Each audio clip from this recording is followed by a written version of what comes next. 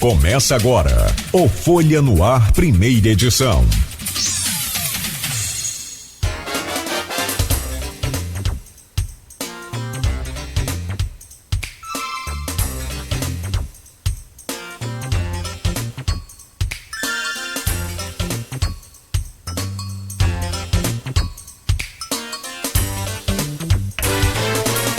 Sexta-feira, dia 5 de junho de 2020.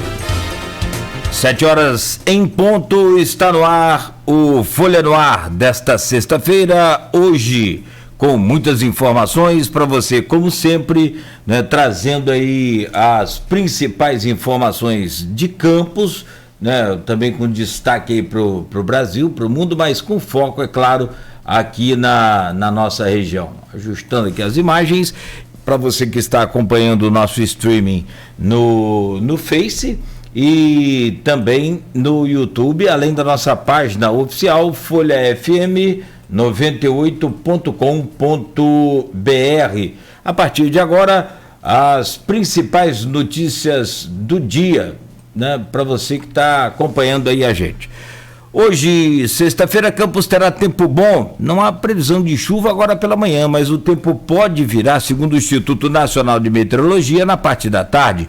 A mínima é de 20, a máxima é de 28, a mínima é de 19 graus. Agora, aqui no centro, faz 20 graus. O programa de hoje conta com a presença do jornalista Arnaldo Neto, que vem trazendo, entre outros assuntos, a repercussão das manchetes que nós vamos trazer agora, mas vem trazendo o convidado de hoje, que é o Diogo Lima, presidente da SUPIR, a Superintendência de Igualdade Racial, e um tema extremamente pertinente, importante, que é as ações no mundo inteiro, né, contra o racismo, em especial, né, essa manifestação ou as manifestações que estão acontecendo nos Estados Unidos, que a gente comenta daqui a pouco com o Diogo Lima,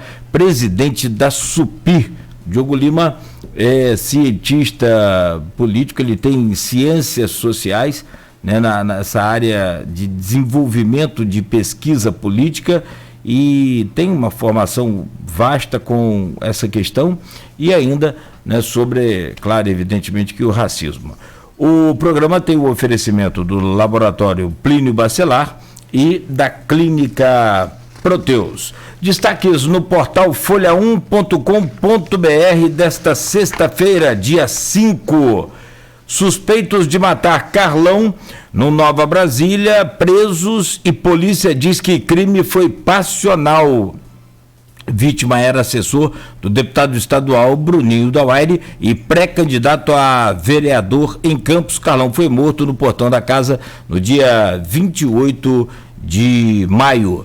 MP aponta indícios de práticas criminosas no kit alimentação de Campos. Cópia de toda a documentação foi encaminhada ao MPF e também à PF. TSE autoriza convenções partidárias virtuais. Convenções partidárias deverão ser realizadas entre 20 de julho e 5 de agosto, conforme calendário eleitoral. Ainda no portal folha1.com.br, mensalidades escolares deverão ser reduzidas durante a pandemia. Em tempos normais, terminariam aqui as nossas manchetes, então a gente abriria a repercussão de todos esses assuntos. Mas, em tempos de pandemia, tem o dobro de manchetes ainda. Eu vou só tentar sintetizar aqui. Infelizmente, essa parte é a pior de todas, para todos nós, para a gente que é profissional também, nada boa. O Brasil chega a 34.021 mortos e bate o recorde diário de 1.473 vidas perdidas pela Covid-19 em 24 horas. 1.473 pessoas morreram nas últimas 24 horas. Segundo os especialistas, o pessoal que fez a conta mais detalhada, dá uma vida por minuto. O total de casos confirmados no Brasil passa de 600 mil, são 614 mil. Em Campos já tem 46 mortes, com o registro, esta semana que eu destaco aqui, chegamos a 61 novos casos registrados de quarta para quinta, em 24 horas, um número muito alto, e uma média que a gente, de segunda-feira foram duas mortes, de terça para quarta, 3, de quarta para quinta, 3, de quinta para sexta, mais 2 pessoas mortas, foram 8 mortes esta semana em Campos. No estado do Rio, 6.327 óbitos e 60.932 casos confirmados. 45.319 pacientes recuperados, graças a Deus, e segue por aí. Tem só mais uma para fechar, Arnaldo. O Estado negocia a contratação de profissionais da saúde para hospitais de campanha. O governador se reuniu com membros do Conselho Regional de Enfermagem. Para repercutir esses e outros assuntos, eu trago o bom dia do jornalista Arnaldo Neto, aqui no Folha no Ar, primeira edição. Bom dia, Arnaldo, mais uma vez, prazer tê-lo conosco aqui. Bom dia, Nogueira, bom dia, Beto, aí no estúdio, bom dia a todos os ouvintes da Folha FM. Mais uma vez a gente começa, né, falando sobre essa questão do coronavírus, esse avanço. Hoje, para quem já teve a oportunidade de ver a capa da Folha de São Paulo, eles fizeram um texto, uma página gráfica, até sem imagem a capa, como se fosse um infográfico central com um texto no meio. E aquele texto, eles marcam mais ou menos quanto tempo você leva para ler. Aí quando você chega na última frase, enquanto você lia esse texto, mais uma pessoa morria pelo coronavírus no Brasil. É isso, é um texto, uma leitura de um texto que dura na capa de um jornal, que vai durar cerca de 1 minuto. É isso que a gente está vivendo hoje, infelizmente.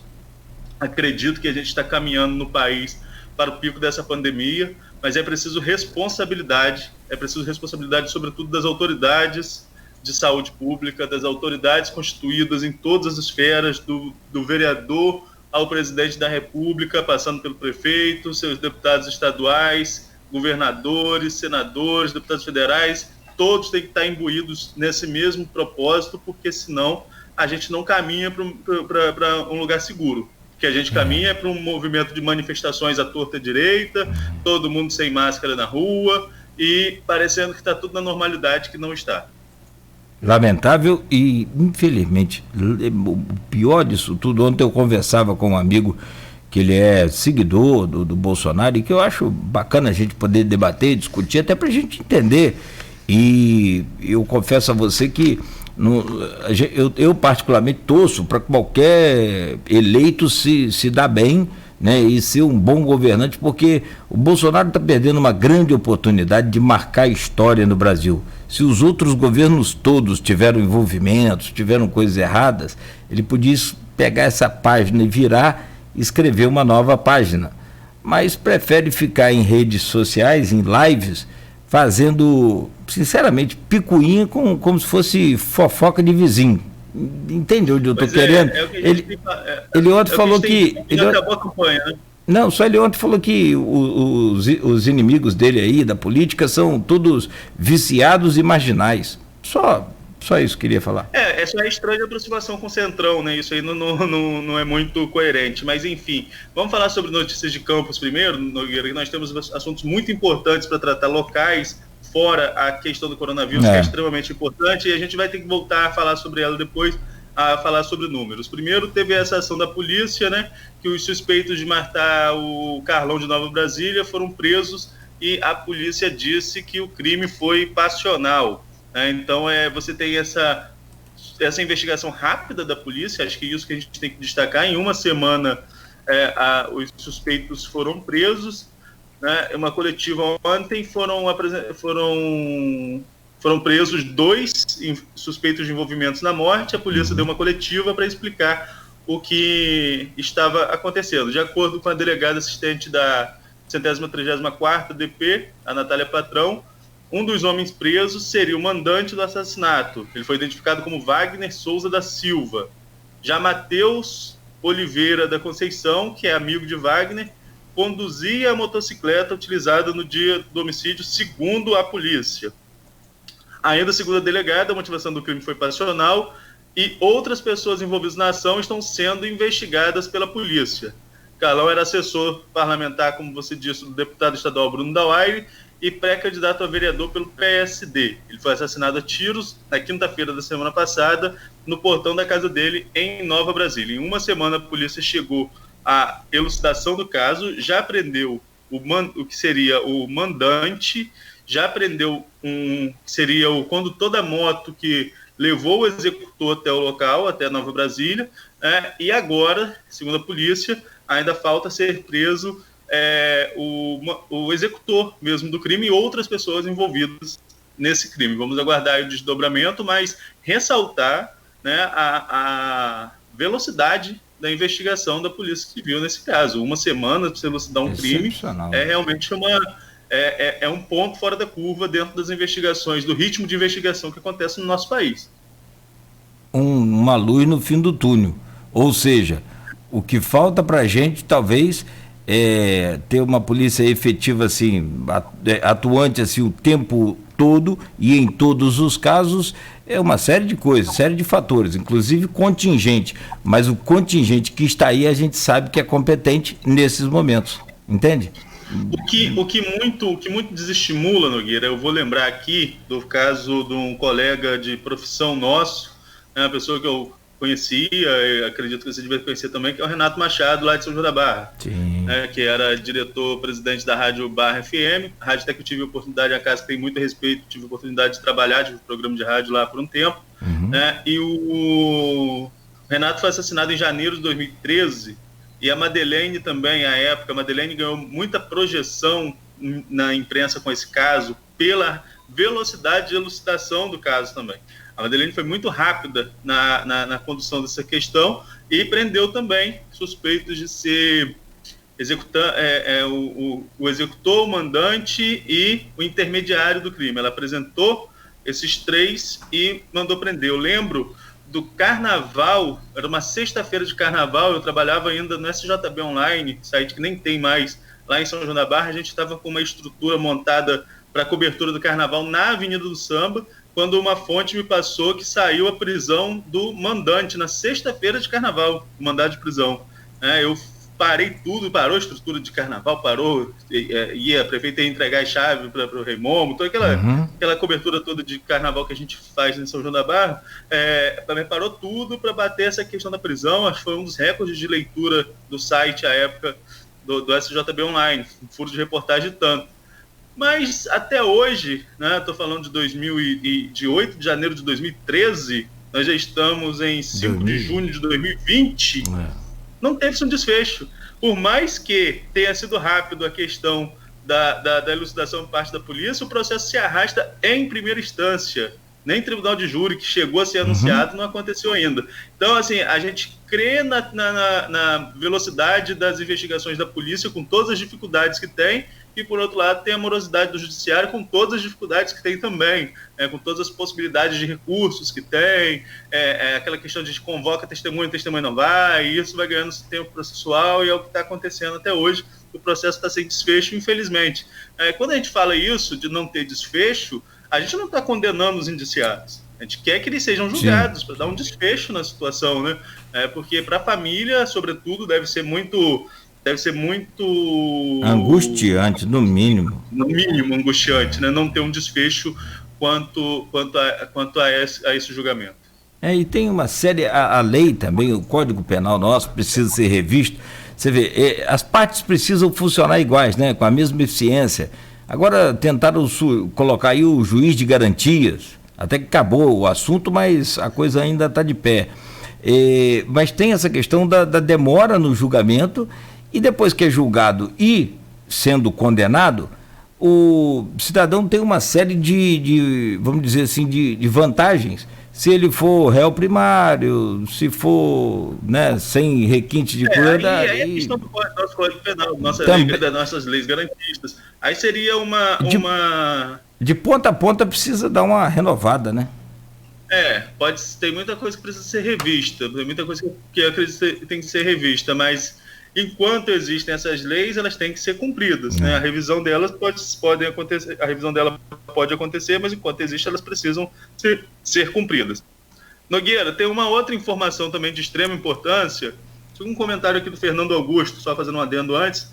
Eu vou encaminhar essa demanda sua aqui, essa questão do poste, tá, Fernando? Vou encaminhar isso para o pessoal da cobertura agora pela manhã na Folha, para ver se a gente consegue ajudar aí do pessoal da localidade de Valeta, aqui em Campos, entre Campos e Barcelos ali, a questão de um poste.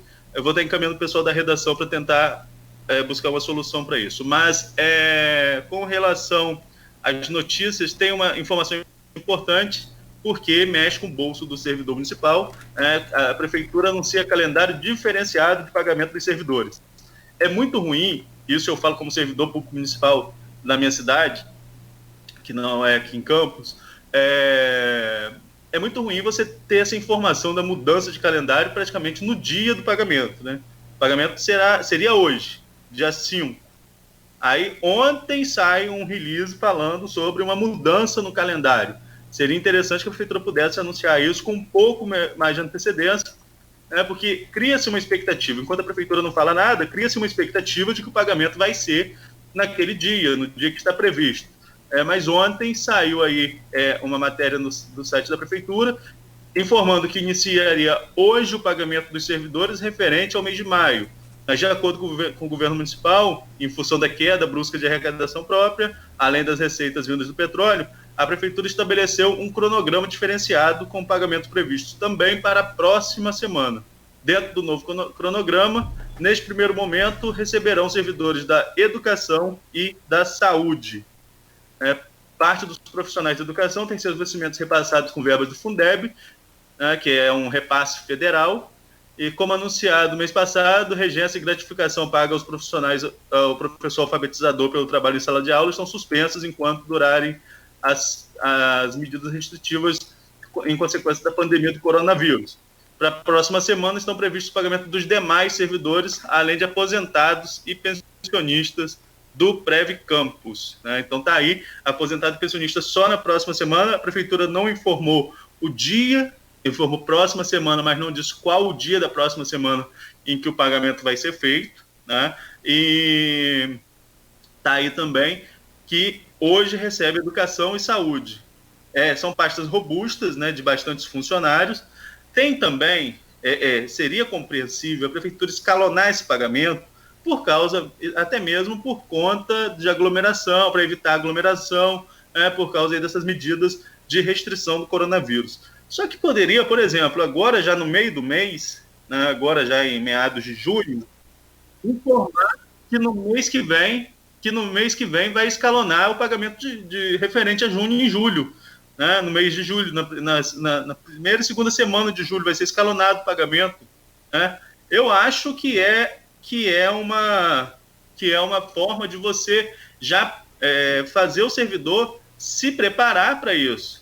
Porque, vamos ser sinceros, nenhuma credora quer saber que a prefeitura escalonou o pagamento, nenhuma credora quer saber que você está com o pagamento suspenso esperando R$600 ou esperando R$600 do governo federal. Nenhuma credora quer saber disso, não. O juro está correndo solto em tudo. Juro, num momento como esse, né, os grandes do nosso... Os grandes do nosso sistema financeiro, né, os grandes credores, eles estão com o juro comendo solto, o juro está rufando. Cartão de crédito cartão de crédito é 500, 600%. Cartão de crédito, né, tudo isso corre juro. E aí? Nós já temos um poder de compra, nós, no país inteiro, com a correção salarial, que é sempre muito... não é abaixo, ela até corrige com a inflação, mas a gente sabe que no correr do ano a inflação já é maior do que a que fechou o ano anterior, né? Ela se corrige com o ano anterior. Nós já temos um poder de compra muito defasado em relação ao salário que a gente recebe. Isso qualquer trabalhador, porque a economia, né, a economia ela é viva, ela é constante, e a inflação está aí. Então o nosso poder de compra já é defasado, e você ainda recebe com atraso, tendo que pagar juros, né? Então é difícil. A vida do assalariado brasileiro não é uma vida fácil, porque falam-se nas mordomias para o servidor público, né? Porque o servidor público ficou taxado como, no popular, ficou taxado como malandro, que vai lá, bota seu palitozinho na cadeira e some, né? Tem servidor público assim? Tem. Eu acho que todo mundo conhece servidor público que não trabalha, que envergonha a categoria, mas a sua grande maioria é de pessoas que cumprem rigorosamente com suas obrigações, né? Que pessoas que não sabem nem fazer outra coisa que não lidar com os serviços públicos, que é uma vida dedicada a isso. São 30 anos, 20 e poucos anos já, aí são 30, 20 e poucos anos dedicados a esse serviço público e cumprindo isso rigorosamente bem. Então a gente não pode taxar o servidor público como uma classe que não gosta de trabalhar, porque toda categoria tem suas exceções, né? Eu acho que a gente não pode pegar as exceções para usar como regra. Quem gosta de taxar o servidor público aí é aquele Guedes, o ministro, né? Não só ele. Todo mundo. E você falou uma coisa certa. Em todos os setores de todos os países, tem as pessoas boas. Você vai na polícia, você vai na igreja, você vai no rádio, em qualquer lugar tem. Todos os lugares tem. Porém, preciso que, independente disso, voltando à questão da prefeitura, se tenha um cronograma, que aí a pessoa faz o planejamento, cria uma forma. Você tem alternativas aí de trocar as datas de suas contas, em alguns casos, conta de luz, conta d'água. É claro. Né? Então aí você. Verdade. Né? E aí você planeja, né? Planeja para não. Porque é muito ruim para quem gosta de pagar suas coisas certinho, você atrasar. É ruim, né? Fica a questão da vergonha da pessoa, mas acima de tudo a falta do planejamento. E naturalmente. Estou vendo aqui comentários, tem comentário do Jair Gonçalves. O que está faltando para a Prefeitura efetuar o pagamento à Enel para, com isso, solucionar a falta de energia no Museu Histórico de Campos e demais instituições de cultura de Campos? Eu não tenho essa informação, Jair. Eu posso até tentar buscá-la. Eu acho que, se você estiver acompanhando pela Folha, a Folha está buscando esse tipo de informação, que fez matéria, inclusive, falando... Está aqui essa semana. Sobre uma semana. Você chegou até a falar sobre isso, né, Nogueira? Foi ontem. Exatamente. Então a gente está acompanhando. Agora, quanto vai pagar, eu não sei, mas vamos fazer algumas ponderações aqui. Se os instrumentos de cultura não estão funcionando ainda, né, a falta de energia é o menor do problema, no momento.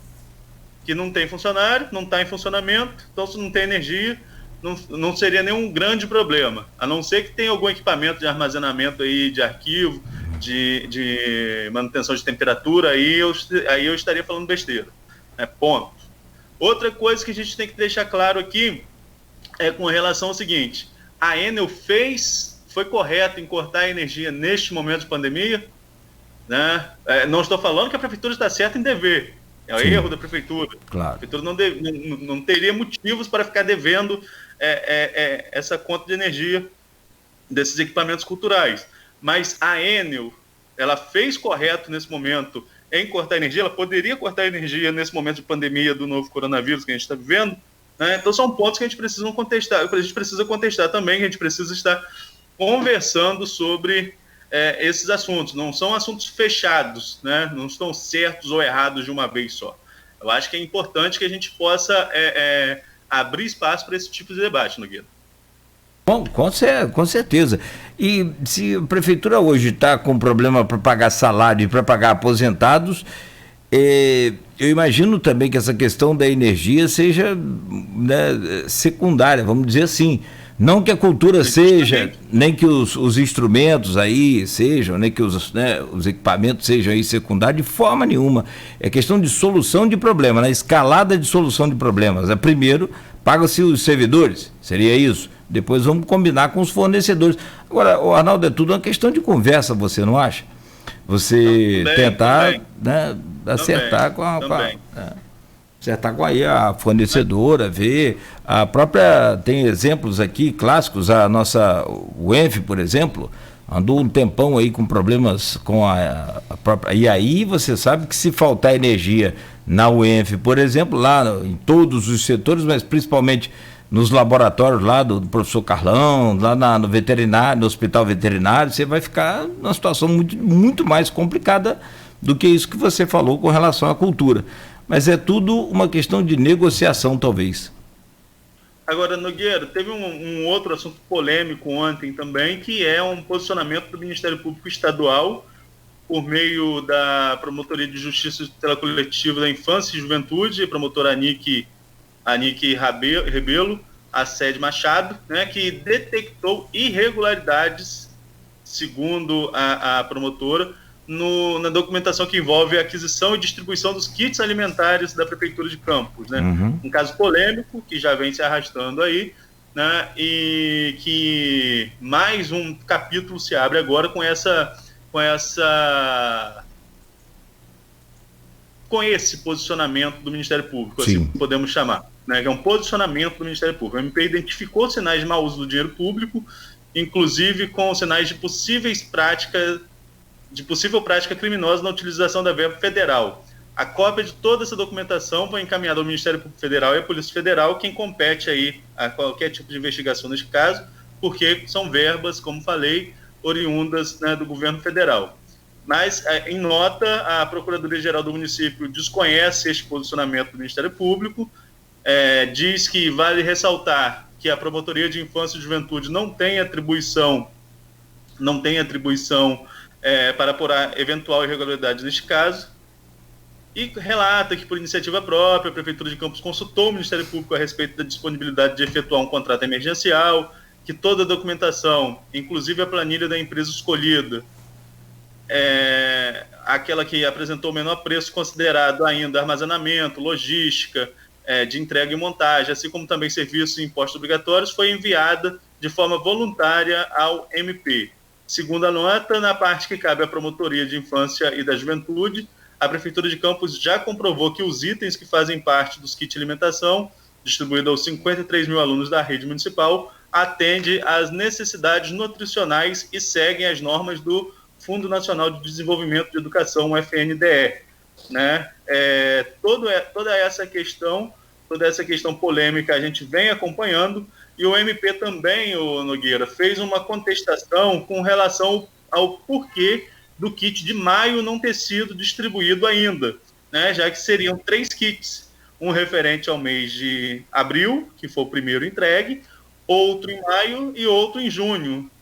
Pelo menos nesse primeiro contrato aí, aquele contrato de cerca de 10 milhões, que foi firmado aí para essa finalidade. Aí a Prefeitura também nos respondeu quanto a isso, diz que a Prefeitura informou que, em função do lockdown, consequente da pandemia de coronavírus, a entrega da segunda leva dos kits foi adiada. Uma nova estratégia de entrega está sendo elaborada. Se está sendo elaborada é porque ainda não tem uma data para informar aí aos pais de alunos sobre essa entrega dos kits. Não tem ainda uma data prevista para essa segunda leva, né? Para essa segunda entrega, tão importante para alguns, né? A gente tem que lembrar aqui que a merenda escolar, ela, infelizmente, no nosso país, isso não é uma peculiaridade de Campos, é um triste retrato da nossa sociedade como um todo.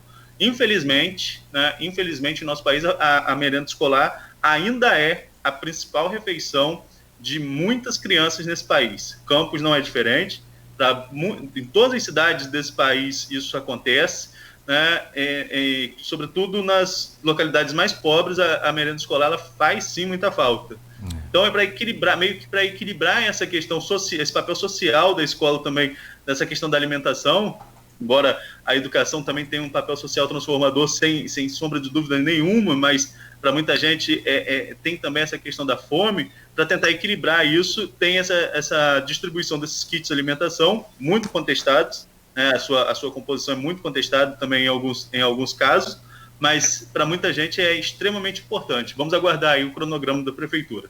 E o complicado, Arnaldo, é para quem realmente precisa, como você falou, ter que entender, ter que explicar para a fome que está com lockdown. Então, assim, é um caso que a Prefeitura tem que dar também prioridade. Aquela coisa que a gente falou aqui de escalonamento de soluções de problemas, esse aí é urgentíssimo também, né? Então, que seja o mais rápido possível. Antes de você entrar em outro assunto ou fechar aí, o Diogo Lima já está conosco via videoconferência, ele é o presidente da Supir, registramos aqui o nosso bom dia, né, a nossa saudação inicial a ele, e daqui a pouco a gente traz o bom dia dele também, Arnaldo. Certo. Eu acho que a gente já abordou as principais notícias da primeira dobra aí, digamos. Tem só a questão, já que o Diogo também é cientista político, a gente pode até passar rapidamente com ele sobre o assunto depois. Sim. Que é essa questão aí do TSE definir sobre as convenções virtuais, né? As convenções virtuais que vão acontecer entre julho e agosto, 20 de julho a 5 de agosto, né? Que foram mantidas as convenções. Você vê que o TSE está preservando ao máximo o calendário eleitoral, mesmo em pandemia. Muitos países mundo afora já prorrogaram suas eleições, já adiaram suas eleições, mas aqui o TSE ainda mantém, né, seguindo uma lei, né, o legislativo que teria que fazer qualquer mudança, qualquer alteração quanto a isso, né, mas ainda não aconteceu e, por enquanto, o TSE vai mantendo e coloca aí essas convenções virtuais. Para muitos, é uma forma de que os partidos, né, os dirigentes partidários, escolham tudo aí à vontade, sem a presença popular, sem a pressão dos filiados, né, sem aquela pressão de uma grande reunião. Quem já foi cobrir convenção sabe como que é, né? Quem já participou, quem já foi cobrir, no meu caso, como repórter, algumas, a gente sabe como que é. É até um momento festivo, né, praticamente de oficialização ali das candidaturas, mas o Tribunal Superior Eleitoral manteve aí as convenções para o prazo de 20 de julho a 5 de agosto, sendo, assim como nós estamos fazendo aqui agora, né, nosso programa, nesse sistema virtual, né, de reunião aí em videoconferência. É quase que uma eleição, né? Aliás, é a primeira eleição das eleições, né? Que depois você tem a eleição na prática, o Diogo que pode explicar isso muito bem, que ele sabe, e depois você tem a eleição para fazer aquelas contas ali de legenda partidária, legenda... Que mudou nesse ano também, esse ano tem mudança. Que também tem mudança. Então vamos fazer o intervalo, Arnaldo, podemos finalizar esse primeiro bloco? Perfeito. Nós já contamos com a presença do cientista social com dedicação aí a pesquisas na área da ciência política e atualmente cursando o MBA em gestão pública no INSPER. Diogo Lima já está conosco. Ele gravou um podcast comigo sobre o fundo eleitoral e o fundo partidário. Foi em 9 de janeiro, né, de 2020. Né, o Papo com Nogueira está lá e o Diogo dá uma aula para a gente ali sobre essa questão de fundo partidário também, que é outro assunto que a gente pode conversar com ele, se dá para fazer uma eleição sem esse fundo partidário e pegar esse dinheiro e jogar para a saúde e combater a pandemia do coronavírus. Enfim, né, tem assunto aí demais para falar com o Diogo, mas o principal, naturalmente, é a questão do racismo. Nós vamos ao intervalo comercial. Em instantes, voltaremos com Folha no Ar, primeira edição, que tem o oferecimento da Clínica Proteus e Laboratórios Plínio Bacelar. Nesses tempos de pandemia, a gente sabe que pode contar sempre com o Laboratório Plínio Bacelar. Inclusive, o Laboratório Plínio Bacelar está realizando os testes de PCR, que detecta o vírus, e de sorologia, que verifica a presença de anticorpos. Para mais informações, ligue 27266000 ou sempre consulte o seu médico. A Ascan traz para Campos e região. Localize Sat.